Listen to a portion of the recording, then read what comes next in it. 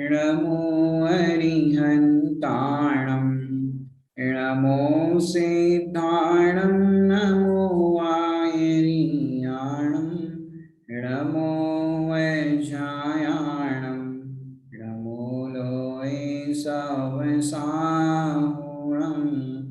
सतीतवीर प्रभु का जग में प्रवर्ते निज तत्व बोध पाकर सब लोक हर्षे दुर्भावना न आवे मन में कदापि निर्विघ्न निरविकारी आराधना प्रवृत्ति। पंच समवाय विषय पर हमारी चर्चा चल रही है। बहुत ही सुंदर ये विषय है। पांच समवाय के नाम सबको याद हो ही गए होंगे।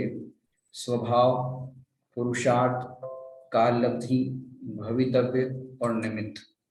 किसी का प्रश्न आया था कि भाई जो अभी काललब्धि की बात चल रही है, तो काललब्धि ही क्रमबद्ध है क्या? जी नहीं, काललब्धि ही क्रमबद्ध नहीं है। भवितव्य और काललब्धि एक है। जो आगे चलने वाला है इसके बाद, वो भवितव्य और काललब्धि ये दोनों एक है। वो अपर नाम है उसका भवितव्य का। और ये काललब्धि है, वो जिस समय कार्य हो उसको कहते हैं काललब्धि। जो अपन ने कल देखा था। विषय को अपन आगे बढ़ाते हैं। क्या है विषय अपना? देखिए, पहले से अपन कल जो अपनी चर्चा क्या हुई थी काललब्धि के संदर्भ में, तो फिर योग्यता कब आएगी? बुरा समय चल रहा है, चौथा काल होता तो कार्य होता कि ये सब हमारी कल्पना है। तो जिस समय कार्य करेगा वही तेरी काल लब्धि। और काल काल तो हर समय परिणमित हो ही रहा है। और अपर नाम क्या बताया था? नियति। मैंने स्वकाल की प्राप्ति जो है वो अनादि निधन है। मैंने अपना स्वकाल तो अपने पास ही है। वो तो अनादि निधन है, हमेशा पास ही रहने वाला है अपना स्वकाल तो। और नियति मतलब नियत समय पर कार्य हो, उसका नाम है नियति। अब अपन परिभाषा की चर्चा करते हैं काललब्धि के विषय में। क्या कह रहे हैं यहाँ पर? परिभाषा: जिस काल में कार्य होता है वह काल लब्धि है। क्या कहा परिभाषा में? जिस काल में कार्य होता है वह क्या है? वह काल लब्धि। जिस काल में कार्य होता है, ये मोक्ष मार्ग प्रकाशक के अंदर पेज नंबर 309 पर लिखा है कि जिस काल में कार्य होता है वह काल लब्धि। जिस काल में मतलब जिस समय कार्य होगा उसी समय, उसको कहते हैं काल लब्धि। माने कोई टाइम फैक्टर का नाम काल लब्धि नहीं है। माने टाइम फैक्टर माने परिणमन का फैक्टर, जिसको अपन कहते हैं परिणमन हो रहा है, ये उसकी बात नहीं। जिस काल में जो काम होता है उसी का नाम काल लब्धि। समझ में आ गई परिभाषा आप लोग को? जिस समय जिस काल में जो कार्य होता है उसी का नाम क्या है? काल लब्धि। अब अपन देखते हैं इसको कि जो पांच समवाय, लोग कहते हैं कि भाई पांच समवाय बहुत कठिन चीज है, पांच समवाय को समझने के लिए बहुत अपने को विचार करना पड़ता है। तो भैया देखिए, पांच समवाय को अगर सरल भाषा में अपन कहे, प्रश्न उत्तर हम लास्ट में लेंगे। परिणमने का स्वभाव, माने जो परिणमन होता है उसका जो स्वभाव है उसको कहते हैं स्वभाव। परिणमन का जो स्वभाव है उसको कहते हैं स्वभाव।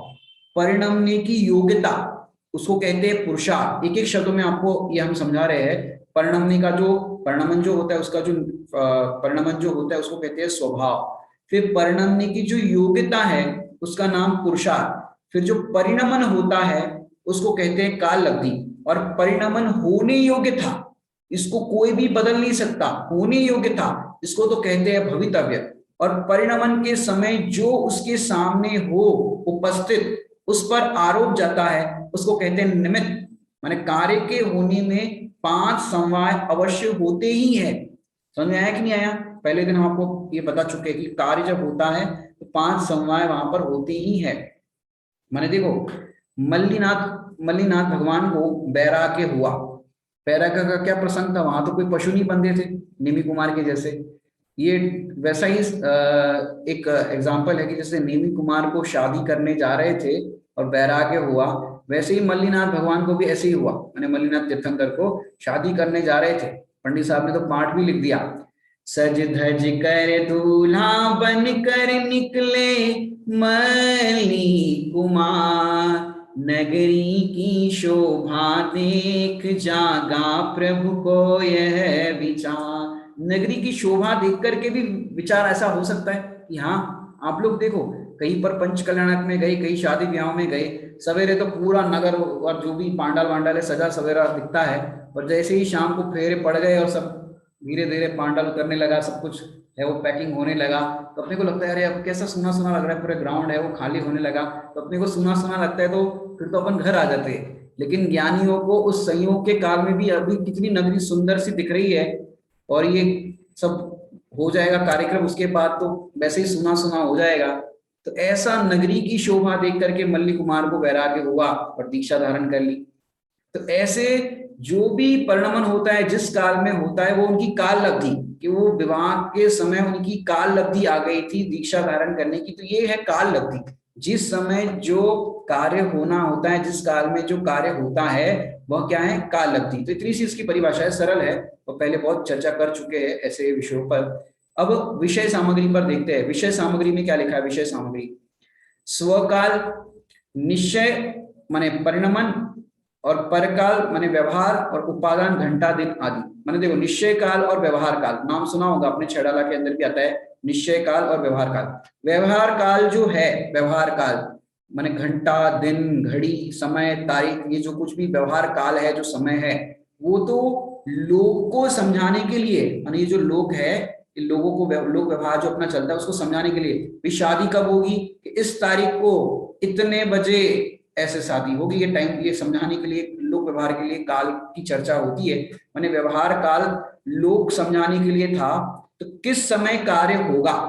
और निश्चय काल किसके लिए? कि निश्चय काल समझने के लिए, कि अपना जो स्वकाल है वो समझने के लिए, कि तेरा स्वकाल दूर नहीं है, तो जिस समय अपने आत्मा की दृष्टि करेगा वही तेरा स्वकाल है। तो निश्चय काल समझने के लिए है। मोक्ष मार्ग का प्रयोजन सोचना हो वो निश्चय काल से होगा। मोक्ष मार्ग का प्रयोजन किससे होगा? कि निश्चय काल से होगा। लेकिन निश्चय काल को समझे बिना मोक्ष मार्ग का प्रयोजन सिद्ध नहीं होगा, आप कितना भी कुछ कर लो, लेकिन मोक्ष काल के, मोक्ष मार्ग के प्रयोजन की सिद्धि के लिए आपको निश्चय काल जो है अपना वो समझना पड़ेगा। समझना इतना है, क्या समझना है? कि किस समय काम हुआ। क्या कहा? किस समय काम हुआ। काम हुआ वो काल, और वो काल से काम होगा ऐसा नहीं है, मैंने समझने के लिए।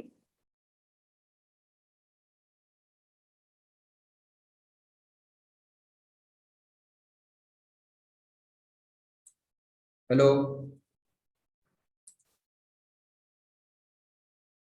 हेलो, आवाज आ रही है? हाँ जी। माने निश्चय काल है वो, उससे समझे बिना मोक्ष मार्ग की सिद्धि नहीं होगी। माने समझना इतना है कि किस समय काम हुआ, माने काल से काम नहीं होगा। जो समय है, काल है, उस काल से काम नहीं होगा। क्यों? घट माने जैसे हम प्रवचन कर रहे हैं, और प्रवचन करते समय समझो अपन घड़ी को रोक दो, समय को रोक दो, वॉच है वॉच को रोक दो, तो बताओ प्रवचन रुकेगा कि नहीं रुकेगा? कि उस घड़ी को रोकने से प्रवचन नहीं रुकता, माने घड़ी को हम रोक भी नहीं पाएंगे। एक घड़ी को रोकोगे, दो घड़ी को रोकोगे, जितने लोग बैठे उसको रोकोगे, लेकिन जो समय परिणमन हो रहा है उसको रोक पाओगे? कि उसको रोक नहीं पाओगे।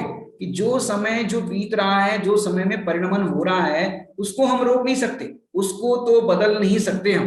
माने ये समझाने के लिए है, घड़ी घंटा जो भी परिणमन होता है उसको समझाने के लिए। जैसे मैं आपको बोलूं कि हमारी बेटी की शादी करनी है, अरे हमारी बेटी है नहीं, दृष्टांत है, हमारी बेटी की समझो ऐसे शादी करनी, अपनी बेटी की शादी करनी है, तो आप पूछोगे कि भाई शादी करनी है, ठीक है कोई बात नहीं, आप बताओ कितने साल की है?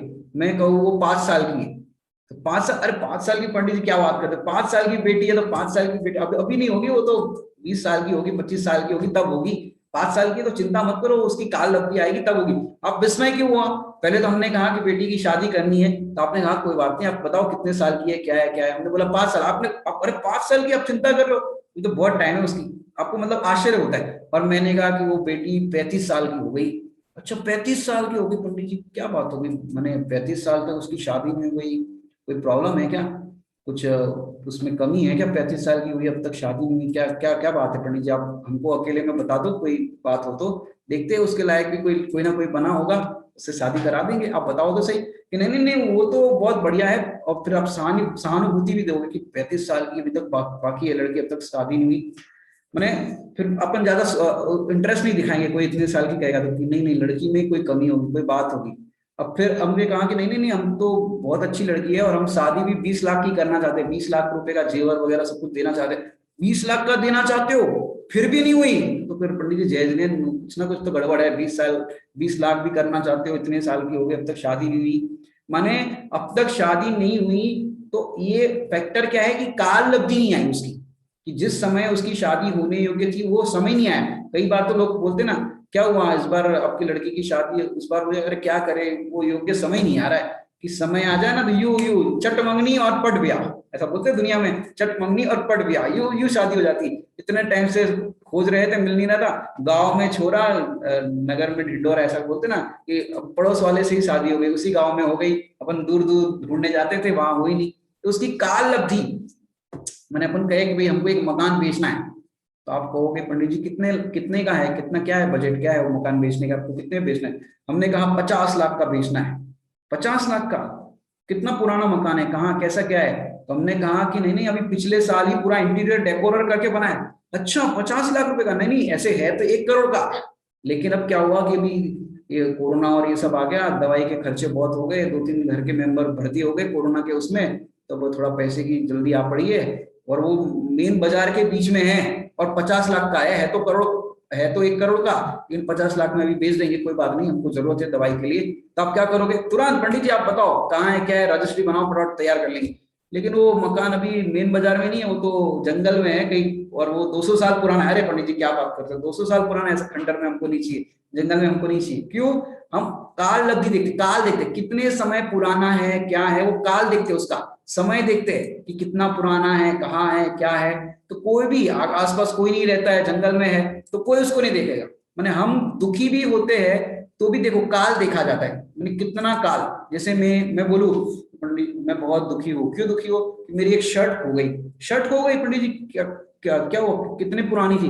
हमने कहा 10 साल पुरानी। अरे पंडित जी 10 साल पुरानी शर्ट के पीछे आप दुखी हो रहे हो, अरे जान दो कोई पहनेगा, किसके काम आ जाएगी, 10 साल पुरानी। हम कहे कि नहीं नहीं नहीं, अभी मैं बाहर से बाजार से खरीद करके लेके आया था कल, उसका टैग भी नहीं निकाला था, अभी पहनी भी नहीं थी। अरे इतनी महंगी शर्ट लाए थे आपकी, पहन ही नहीं पाए, देख ही नहीं पाए। अरे रे, मैंने उसमें अपने को काल क्या लगता है कि पहन भी नहीं पाए। कई बार आप चेन खरीद करके लेके आते हो, और मार्केट में चेन स्नेचर आपकी चेन खींच करके चला गया, तो आपको कितना दर्द होता है, अरे हम पहन ही नहीं पाए। कम से कम पहन ली होती, 10-5 साल पहन ली होती तो मन में शांति हो जाती थी, मेरा मन प्रसन्न हो जाता कि तो 5 साल पहन ली, पैसा वसूल।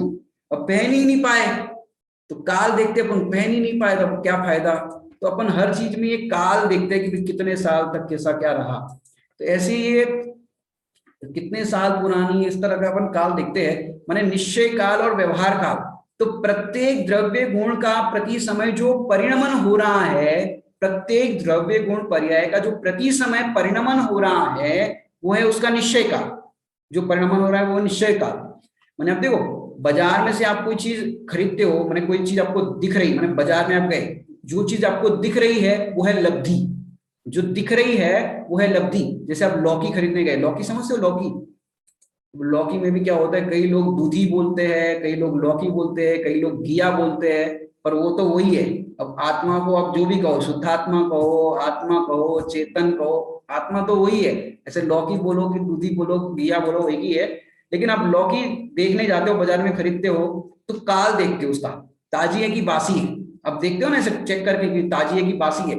तो ताजी है कि बासी, अरे तो 3 दिन पुरानी लग रही है, एकदम बासी लग रही है, ये खरीदने लायक नहीं। तो सब्जी खरीदते समय भी उसका काल देखते हैं। और आम आपको मार्केट में दिखे हो, मैंगो, और मैंगो को आप कैसे देखते हो, ताजे ताजे मैंगो, अच्छे अच्छे मैंगो दिख रहे हो, खुशबूदार मैंगो दिख रहे हो, बढ़िया मैंगो दिख रहे हो, तो आप मुड़ मुड़ करके देखोगे, नहीं नहीं मार्केट में अच्छे मैंगो आए, लेकिन वो महंगे बोल रहा है, लेकिन आम बहुत अच्छे अच्छे, मुड़ मुड़ कर देखोगे, और उसको बोलोगे भैया इतने में दे रहा है क्या, नहीं दे रहा है, ठीक वापस आगे जाएंगे, भैया बोलो इतने में दे रहे हैं क्या, मैंने मुड़ मुड़ करके देख के, और अपन ये करते हैं कि भैया दे रहे तो बोलो इतने में, चलो इतना दे दो, मैंने इतना अपन मुड़ मुड़ कर देखते हो मैंने, और 3 दिन बाद से दिख रहे हो तो, अरे बहन जी लेके जाओ लेके जाओ लेके जाओ, ओ भैया लेके जाओ लेके जाओ, अरे नहीं चाहिए नहीं चाहिए, बासे है तो देखते भी नहीं है। और अच्छे अच्छे ताजे मैंगो दिख रहे हो तो मुड़ मुड़ करके देखते हो, क्यों, उसका काल, उसकी वो खुशबू, वो अपने को बता, माने काल से परिणमन, उसका स्वाद इतना अच्छा होगा, रस अच्छा बनेगा, तो परिणमन से उसके काल की पहचान होती है। इससे ये लोक व्यवहार की स्थापना, ये परिणमन जो होता है व्यवहार काल, इससे क्या होता है, लोक व्यवहार की स्थापना होती है।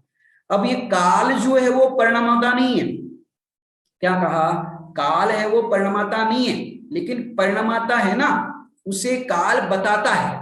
जो परिणमाता है ना, उसे काल बताता है। क्यों? कि जैसे आपके घर में चोरी हुई, तो क्या प्रश्न मैंने बताया कि जो परिणमाता है ना, उसको काल बताता है।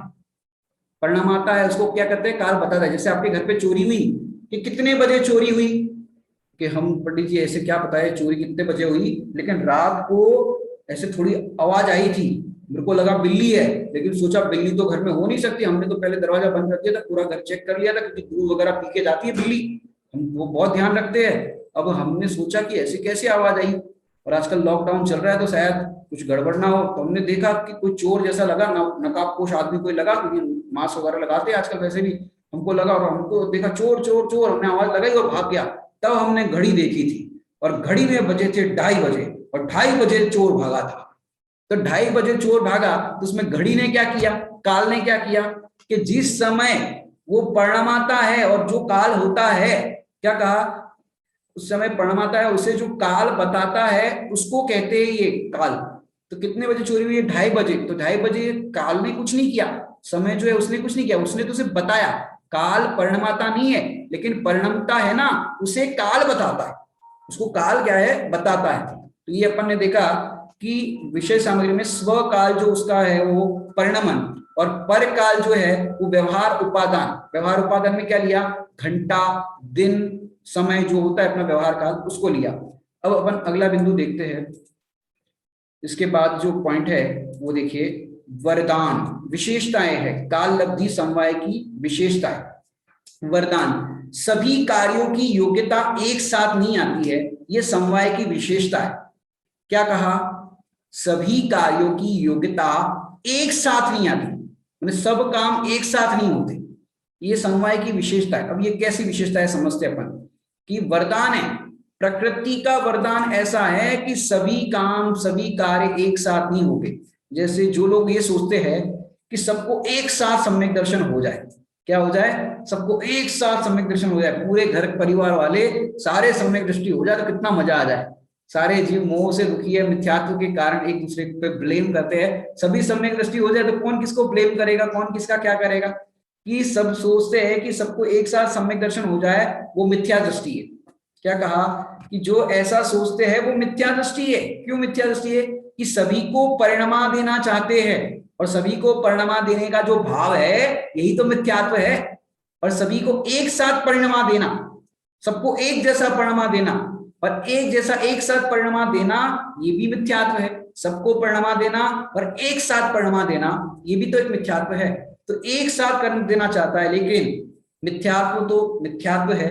ये वरदान है कि सभी एक साथ सम्यक दृष्टि नहीं होते, सभी का एक साथ काम नहीं होता, ये वरदान है। क्यों? आपने पाठ पढ़ा होगा, अपने पढ़ाई में आता है, नेता नेता नहीं नागरिक चाहिए। सुना है ना डायलॉग, ये नेता नहीं नागरिक चाहिए, मतलब सभी लोग नेता बन जाएंगे तो नागरिक कौन रहेंगे? सभी लोग राजा बन जाएंगे तो प्रजा कौन रहेगी? प्रजा भी तो चाहिए। माने शिविर लगते हैं तो शिविर में समझो अब सभी लोग वक्ता बन गए, सभी लोग स्पीकर बन गए, सभी प्रवचनकार बन गए, तो सुनेगा कौन? अभी आप सभी वक्ता बन जाओ तो हमको कौन सुनेगा? तो वक्ता नहीं श्रोता भी चाहिए, तो हर तरह के चाहिए। श्रोता भी अलग अलग क्वालिटी के चाहिए, कोई कर्णान योग के चाहिए, कोई चरणान योग के, कोई द्रव्यान योग के, कोई प्रथमान योग के, हर तरह के श्रोता चाहिए। ऐसा नहीं कि भाई एक ही क्वालिटी के सब हो जाए। तो कुछ लोग ऐसे बैठे माने होते हैं कि कुछ लोग तो प्रवचन सुनने तो ऐसे बैठे रहते हैं कि हमको तो कुछ समझ में आता नहीं, जो पंडित जी कहे वो सही है, आप दिन कहो तो दिन है, रात कहो तो रात है। मैंने एक कहने की बात है, जो विषय चल रहा हो तो आप तो जो कहो हमको मंजूर है। तो ऐसे भी कुछ श्रोता होते हैं, कुछ लिखने वाले होते हैं कि जो पंडित जी पॉइंट पढ़ा रहे हैं उसको लिखते, कुछ लिखने वाले होते हैं। कुछ ऐसे श्रोता होते हैं कि पंडित जी क्या गलती कर रहे हो, गलती निकालेंगे पंडित जी की, पंडित जी क्या गलती कर रहे हैं, हम फिर प्रश्न पूछेंगे, पंडित जी आपने गलत बोला। तो ऐसे कोई गलती निकालने वाले भी होते तो उनकी भी जरूरत है। अगर गलती निकालने वाले नहीं हो तो पंडित जी की भी छद्मस की भूमिका है, हर चीज तो सही नहीं होती, कुछ ना कुछ गलती भी हो जाती, तो गलती बताने वाले होंगे तो गलतियां भी निकलती जाएगी, दोष भी निकलते जाएंगे। तो ऐसे भी श्रोता चाहिए। और सभी को सम्यक दर्शन एक साथ हो जाए तो फिर क्या जरूरत थी? सभी का मोक्ष ही हो जाए तो संसार में कौन बचेगा? तो सभी की योग्यताएं समान नहीं होती और एक साथ भी नहीं पकती। अगला पॉइंट, सभी की योग्यताएं एक समान नहीं होती और एक साथ नहीं पकती। जैसे 25 साल पुराना आम का पेड़ हो, अब वो आम का पेड़ हरे गच्छे में हरे हरे उसके जो फल होते हैं वो हरे फल के साथ साथ पीले पीले बढ़िया आम के आए, उसमें अपनी अपनी योग्यता से सारे आम एक साथ नहीं पकते। अगर सारे आम एक साथ पक जाए, मतलब पूरे इंडिया के आम एक साथ पक जाए तो क्या होगा? पूरे इंडिया के सारे और एक साथ सारी फल सब्जियां पक जाए, सारी चीजें, सारे टमाटर सब कुछ पक जाए एक साथ, तो क्या होगा मार्केट में? मार्केट में सब्जियां ही सब्जियां, फल ही फल, और सड़ेंगे भी, इतनी बदबू आएगी आप खड़े नहीं रह सकते। सोचो, एक साथ नहीं पकते, ये भी अच्छा है ना। ऐसे सभी की योग्यता है, एक साथ नहीं पकती, ये भी बात अच्छी है। माने टमाटर देखो, एक बार टमाटर एक सीजन आया था कि टमाटर बहुत सस्ते हो गए थे, 1 रुपए में 4 किलो टमाटर। देखा होगा आपने, सब टमाटर ही टमाटर, टमाटर की सब्जी, टमाटर का सॉस, टमाटर का सूप, इतना इतना बन रहा था घरों में, क्योंकि 1 रुपए में 4 किलो टमाटर मिल रहे थे। 100 किलो जनता और 500 किलो टमाटर आ गए। अब बताओ क्या करोगे, कितना कौन खरीदेगा, क्या खरीदेगा? इतने इतने तो सड़ गए, जलाने पड़े। एक साथ पक जाए तो सोचो क्या होगा। ये तो टमाटर की बात हुई। शक्कर के मामले में एक बार ऐसा आया था, जब मोरारजी जी देसाई, नाम सुना होगा आपने, ये जब थे तब 2.5 रुपए किलो, माने 2.5 रुपए की जो है वो माने 2.25 रुपए की शक्कर मिल रही थी। कितने रुपए की? 2.25 रुपए की शक्कर 1 किलो। और जो गन्ने की फसल होती है, वो गन्ने की कटाई करते हैं गन्ने की फसल की, उसके 3.5 रुपए लगते थे मेहनत उसकी मजदूरी के। अब बताओ कौन मजदूरी कराएगा 3.5 रुपए की? 2.5 रुपए में तो शक्कर तैयार प्रोडक्ट मिल रहा है। अब उसमें भी फिर क्या कर दिया किसानों के, भी इतनी मेहनत कर नहीं पाएंगे, तो उसने आग लगा दी सारी फसल को। और अगले साल क्या हुआ कि फसल बराबर हो नहीं पाई, तो 10 रुपए की शक्कर हो गई। देखो, एक साथ पक जाए तो कितना ये हो जाता है, मैंने सस्ती हो जाती है, और उसकी कमी हो जाए तो महंगी हो जाती चीजें। मैंने एक समय में, देखो एक समय में सबका ही गुणस्थान बढ़ जाए, चौथा पांचवा छठवा और सीधे केवली हो जाए तो क्या होगा? सारे केवली बन जाएंगे। तो सारे केवली बन जाएंगे तो क्या प्रॉब्लम है? और सारे सम्यक दृष्टि हो जाएगी तो क्या प्रॉब्लम है? सारे पंचम गुणस्थानवर्ती हो जाए तो क्या प्रॉब्लम है? सारे मुनि बन जाए तो क्या प्रॉब्लम है? कि सभी मुनि बन जाएंगे तो आहार दान कौन देगा? उसके लिए भी तो चाहिए कि नहीं, श्रावक। श्रावक होंगे तो आहार दान देंगे। चौथे गुणस्थान वाले भी चाहिए, पांचवे वाले भी चाहिए, तो सबकी संख्या है फिक्स है। माने सम्यक दृष्टि जीव है तो 700 करोड़ सम्यक दृष्टि होते हैं एक साथ, एक समय में देखा जाए तो 700 करोड़। और चौथे, ये हो गए चौथे गुणस्थानवर्ती। पांचवे गुणस्थानवर्ती जो है वो कितने होते हैं? 13 करोड़ पांचवे गुणस्थानवर्ती होते हैं। 3 कम 9 करोड़ मुनिराज होते हैं। सबकी संख्या फिक्स है, तो ये फिक्स है, ये अच्छी बात है। ये तो सब लोग एक साथ हो जाए तो कितनी प्रॉब्लम हो जाएगी। समझ आ रहा है कि नहीं आ रहा है? ऐसे सभी निरोगी हो जाए तो क्या होगा? जितने भी दुनिया में लोग हैं सभी स्वस्थ हो जाए, किसी को कोई बीमारी नहीं होगी, तो क्या होगा? फिर डॉक्टर लोग का क्या होगा? समझ रहे? तो ये जो होता है, ये बीमारी सब माने सब स्वस्थ नहीं रहते, ये भी अच्छा है। सब व्यवस्थाएं चलती रहती। माने एक ग्वालियर के अंदर एक घटना हुई, ग्वालियर, ग्वालियर से कोई है यहाँ पे? तो ग्वालियर के अंदर एक घटना हुई। उसमें ग्वालियर में क्या हुआ कि एक पेशेंट था, वो डॉक्टर के पास गया, और डॉक्टर के पास उसने कहा कि डॉक्टर साहब मेरे को डायबिटीज है। तो डॉक्टर ने कहा कि आप टेंशन नहीं लेना। क्या कहा? कि आप टेंशन नहीं लेना, आप टेंशन लेते हो इसलिए आपकी डायबिटीज बढ़ जाती है। तो उसने कहा ठीक है। अब उसने घर गया, तो घर में कोई कुछ बात करे तो उसको कहे भैया मेरे को टेंशन मत दिलाओ, टेंशन मत दिलाओ, टेंशन मत दिलाओ। और वो टेंशन नहीं दिलाओ, नहीं दिलाओ के नाम पे टेंशन हो गई। तो टेंशन मत दिलाओ, टेंशन नहीं दिलाओ, तो टेंशन नहीं दिलाओ के नाम पे टेंशन हो गई। फिर उसकी डायबिटीज बढ़ गई। डॉक्टर ने बोला कि भाई आपने टेंशन ली थी क्या? कि मैंने टेंशन नहीं ली थी, ये घर वाले बहुत ये आफत कर रहे थे, तो मैंने उनको बोला टेंशन मत दिलाओ, टेंशन मत दिलाओ, तो उसके नाम पे टेंशन हो गई। तो डॉक्टर साहब बोले हम आपका इलाज नहीं कर सकते। ग्वालियर के डॉक्टर बोले हम आपका इलाज नहीं कर सकते। तो फिर उन्होंने कहा कि क्यों नहीं कर सकते? बोले आप टेंशन लेते हो, हमने आपको बोला था टेंशन मत दो, आप टेंशन लेते हो। तो जो पेशेंट था उसने जवाब दिया कि डॉक्टर साहब यदि हम टेंशन नहीं लेंगे तो आप टेंशन में आ जाओगे, आपकी दुकान कैसे चलेगी? तो जो हो रहा है वो बढ़िया हो रहा है, हम टेंशन में आ रहे हैं तभी तो आपकी दुकान चल रही है, आपकी दवाखाना चल रहा है। मैंने सभी प्रवचनकार हो जाए, सभी हो जाए, तो ये सब नहीं चलेगा। मैंने ये जो हो रहा है सब अच्छे के लिए हो रहा है। मैं आपको एक अपनी घटना बताता हूँ कि जब मैं मुंबई में जॉब करता था, तो एक सच्ची घटना है। तो उस समय क्या हुआ कि मेरे पास कंपनी के एक जगह पे देने थे, 5,000 रुपए थे, किसी पार्टी को देना था। तो फिर मैंने उसके शॉप पे गया भी, पर मेरे को दूसरे कंपनी में भी जाना था। तो मैंने सोचा कि वापसी में आते समय मैं उसको दे दूंगा, और फिर और जो भी उससे कलेक्ट करना था वो कलेक्ट कर लूंगा। तो फिर मैंने सोचा कि ठीक है। फिर मैंने रेलवे स्टेशन पर गया, और दूसरे स्टेशन पे वो काम था मुझे, नेक्स्ट स्टेशन पे। तो मैंने पर्स निकाला और फिर टिकट निकाला विंडो से, और फिर पर्स को मेरे बैग में रखा और मैं आगे ट्रेन में चढ़ गया। फिर अगले स्टेशन पे मैं उतरा जहां जाना था। और फिर वॉकिंग डिस्टेंस पे वो कंपनी थी, मैं जा रहा था और फिर मैं सोच रहा था मेरे पास 5,000 रुपए है, सुनसान सड़क है, कोई मेरे से थ्रेट करके 5,000 रुपए ले ले तो क्या होगा, कोई बात नहीं। मैं ऐसे चिंतन कर रहा था सहज ही, तन धन को साथी समझा था, ये भी छोड़ चले जाते, ऐसे चल रहा था सहज ही। और उतने में बारिश की बूंदें गिरने लगी, तो मैंने छाता छाता निकालने के लिए बैग को टर्न किया, देखा तो बैग की चेन ओपन थी, देखा तो पर्स गायब। एक समय के लिए तो लगता है यार पर्स गायब हो गया, कहाँ गया, क्या गया, गिर गया, क्या हुआ। तो रेलवे स्टेशन तक वापस गया, थोड़ा सा विकल्प भी होता है। फिर मैंने अपने चिंतन को वापस जोड़ा कि मैं भी क्या चिंतन कर रहा था, तन धन को साथी समझा था, पर ये भी छोड़ चले जाते। फिर तो जो भी हुआ वो एटीएम कार्ड वगैरह बंद कराए, और वहां पे पुलिस कंप्लेंट करना जो होती है आरपीएफ में, रेलवे पुलिस स्टेशन में, मैंने वो भी कर दी कि भाई ऐसा पर्स चोरी हो गया है। तो इस तरह का मेरे परिणाम चले। और फिर मैंने ये सोचा कि चोर चोरी नहीं करेगा तो पुलिस वाले क्या करेंगे, पुलिस वाले का तो कोई काम ही नहीं, खाली बैठे रहो, कोई क्राइम नहीं हो रहा है तो पुलिस वाले करेंगे क्या। और चोर के साथ पुलिस की हाथापाई भी होती है, लड़ाई झगड़ा भी होता है, तो लड़ाई झगड़े में फिर चोट भी लगती है, तो फिर उसके लिए मलहम पट्टी भी करानी पड़ती है। अगर इस तरह का कुछ होगा नहीं तो डॉक्टर क्या करेंगे, और डॉक्टर प्रिस्क्रिप्शन लिख करके देते हैं कि भैया ये दवाई मेडिकल से खरीद करके खाना। अब डॉक्टर नहीं होंगे तो फिर मेडिकल की भी जरूरत नहीं, और मेडिकल की जरूरत नहीं तो मेडिकल में जो दवाइयां बिक रही है, जहां उसका प्रोडक्शन हो रहा है, वो प्रोडक्शन हाउस की भी जरूरत नहीं जहां से दवाइयां बन रही। जब दवाइयों के प्रोडक्शन हाउस की जरूरत नहीं, तो जो दवाइयों की कंपनी में जो मशीन लगते हैं, इक्विपमेंट इलेक्ट्रॉनिक्स लगते हैं, उसकी भी जरूरत नहीं। और वो इलेक्ट्रॉनिक मशीन जो है वो हमारी कंपनी सप्लाई करती थी, और सेल्स एंड सर्विस का काम हमारी कंपनी का था। तो यदि चोर चोरी नहीं करेगा तो पूरा सर्कल घूम घूम के आके हमारी कंपनी नहीं चलेगी, और हमारी कंपनी नहीं चलेगी तो मेरी जॉब नहीं चलेगी। तो इससे मैंने अनुमान लगाया कि जो होता है वो अच्छा होता है, इसमें जो भी परिणाम हो रहा है इसमें कोई कंप्लेन करने लायक नहीं, टेंशन करने लायक नहीं, आकुलता करने लायक नहीं। सारा परिणाम जो हो रहा है, सारी योग्यताएं है वो बराबर हो रही। मैंने एक भी जीव है सम्यक दर्शन प्राप्त करने में एक समय भी लेट नहीं होगा।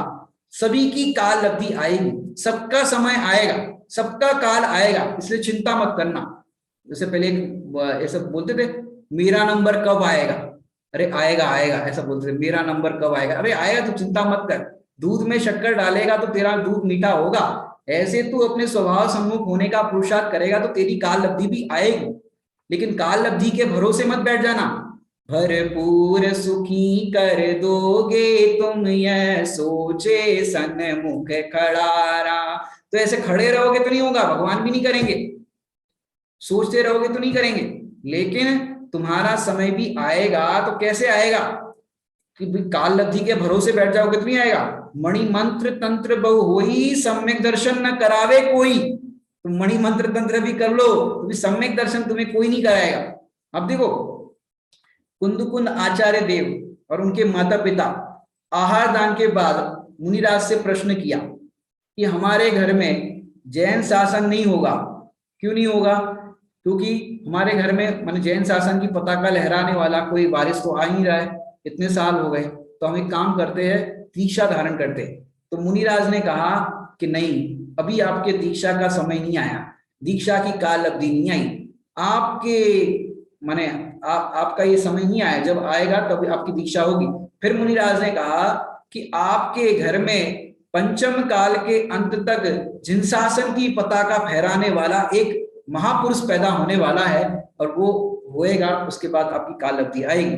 और फिर कुंदकुंद आचार्य देव का जन्म हुआ और फिर सब घटित हुआ। मैंने दीक्षा की भी काल अवधि ऐसी होती है कि भाई होने योग्य होती है तो होती है, नहीं होती तो नहीं होती। तो ऐसे अपन हर चीज में विचार करें, माने अपना जो शरीर है उस शरीर के अंदर भी हर चीज प्रकृति की देन है, वो सारी योग्यता से काम करती है। माने शरीर के अंदर ही एंटीसेप्टिक है। एंटीसेप्टिक क्या होती है कि जैसे आंख में कुछ कचरा लग गया और आंख में सब में कुछ हुआ, तो आंख से ही पानी निकलता है और वो कचरे को साफ करता है कि नहीं। उसके लिए कोई बाहर से लाने की जरूरत नहीं पड़ती, आंख में कुछ लगा, आंख का ही पानी निकल गया, कचरा साफ हो गया। आंख में उसमें उंगली लग गई, आंसू निकलते ही उसकी दवाई हो जाती, कचरा साफ हो जाता है। पैर में चोट लग गई या कुछ हो गया तो अपने आप वो काली काली पपड़ी आती है, वो उसको अपने आप ठीक कर देती, कुछ करना नहीं पड़ता। आप दूध गरम गरम पी रहे हो, आपकी जिह्वा जल गई, अब उसके लिए क्या करते हो, दवाई लगाते हो जीभ पे, उसको लगाने की जरूरत नहीं, वो अपने आप सही हो जाती। कब सही हो जाती है ये भी नहीं पता चलता, लेकिन जब दूध पीते पीते गरम गरम जलती है जबान तो लगता है अरे जबान जल गई, जबान जल गई, लेकिन कब सही हो जाती पता नहीं चलता।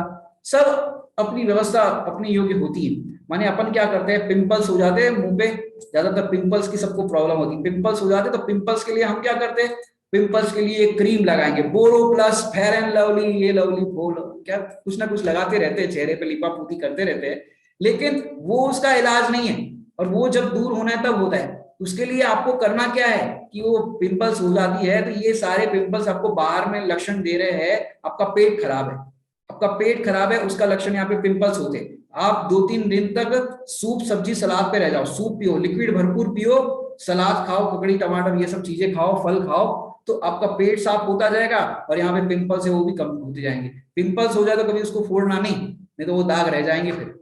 तो इतना सरल उपाय है, दवाई कुछ लेनी नहीं, ना क्रीम लगानी, ना लिपा पोती करनी, आपको सीधा एक उपाय करना है, आपके भोजन में परिवर्तन करना है। जैसे ही आप तला भुना खाओगे, पेट साफ होगा नहीं, उसके कारण ये सारे पिंपल्स हो जाएंगे। ये पिंपल्स आपको बताते कि आपका पेट खराब है, पेट साफ करो। कॉन्स्टिपेशन हो गया है तो ये सब होता है, ये चीजें माने मूल कारण तो ये है। तो ये कारण पे अपन दृष्टि नहीं देते, तो ये जितनी भी दवाइयां खाते हैं रोगों को ठीक करने के लिए, तो वो सारी कैंसर कर रही है, लीवर खराब कर रही है, किडनी खराब कर रही है, ये दवाइयों से कैंसर हो रहा है। नींद नहीं आती तो नींद की गोलियां खाने लग गए, अरे नींद की गोलियों से कुछ नहीं होता, नींद की गोलियों से किडनी खराब होती है, लीवर खराब होता है। तो इस तरह के अपन विपरीत उपाय करते तो उसका फल विपरीत ही आता है अपन। लेकिन इसका फल क्या आएगा, काल लब्धि का फल, ये काल लब्धि का फल अपन देखते हैं फलितार्थ। देखिए क्या कह रहे हैं फलितार्थ में, कोई भी कर्म स्थिति बंध के अनुसार उदय में नहीं आता। क्या कहा, कोई भी कर्म स्थिति बंध के उदय, माने कोई भी कर्म का बंध हुआ तो उसकी जो स्थिति है वो वैसी की वैसी उदय में नहीं आती, उसका जैसा बंध हुआ है वैसी की वैसी उदय में नहीं आती। क्यों नहीं आती, उसको अपन समझते हैं कि जैसे आपको बताया कि 4 तरह की चीजें होती है, प्रकृति बंध, प्रदेश बंध, स्थिति बंध और अनुभाग बंध। प्रकृति, प्रदेश, स्थिति और अनुभाग। जैसे किसी ने थप्पड़ मारा, किसी को मारना नहीं, तो दृष्टांत है, किसी ने किसी को थप्पड़ मारा, तो थप्पड़ जो मारा, तो जितने जोर से मारा, जो जोर था आपका मारने का, तो ये है प्रकृति। क्या कहते हैं इसको, प्रकृति, नेचर। ऐसे ऐसे भी मारा जाता है और एकदम जोर से मारा और इधर कांग्रेस का निशान बन गया, तो कांग्रेस का जो निशान बना कांग्रेस का, ये है प्रदेश, जितने एरिया में निशान बनाई है प्रदेश। फिर जितने टाइम तक आपके कान में ऐसे आवाज गूंजती रही, ऐसे गूंजती आवाज, जब थप्पड़ पड़ता है तो आवाज गूंजती है, तो जितने टाइम तक गूंजती रही इसको कहते हैं काल, प्रदेश स्थिति कहेंगे, कितने टाइम तक ये रहा।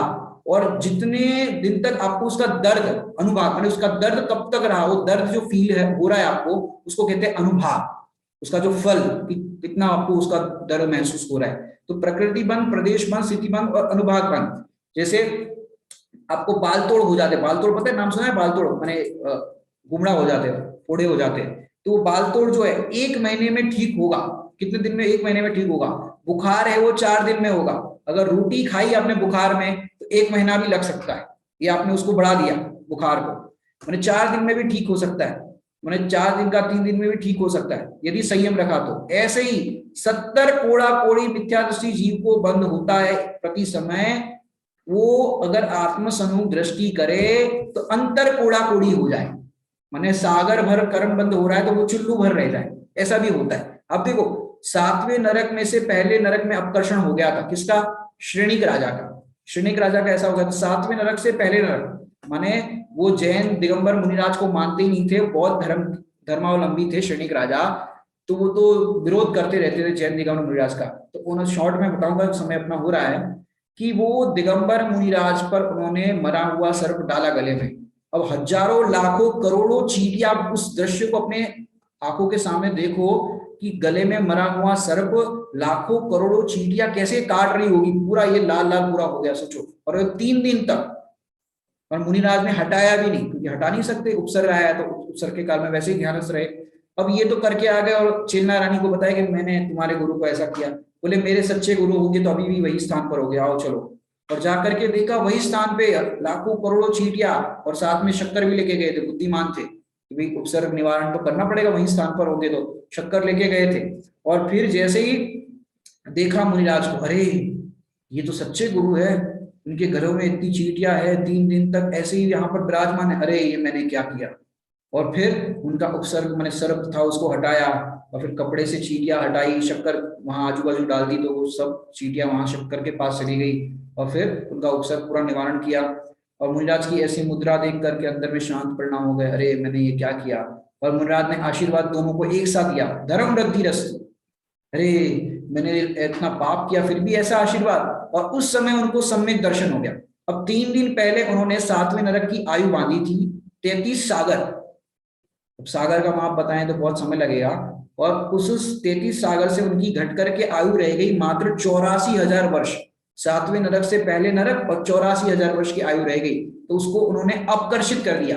माने इसका फल क्या बता रहे काल लब्धि को समझने का, कि कोई भी कर्म की स्थिति बंध के अनुसार उदय में नहीं आता, कि जैसा आपने कर्म बांधा है वैसा का वैसा उदय में नहीं आता। आप चाहो तो उसको बढ़ा भी सकते हो, जिसको कहते हैं उत्कर्षण, घटा भी सकते हो, उसको कहते हैं अपकर्षण, और पाप का पुण्य में भी कन्वर्ट कर सकते हो, इसको कहते हैं संक्रमण। आपके हाथ की बात है कि आप क्या कर सकते हो। ये अपन को फल है काल अवधि को समझने का। और इस काल अवधि से बंध मोक्ष की सिद्धि होती है। क्या होता है?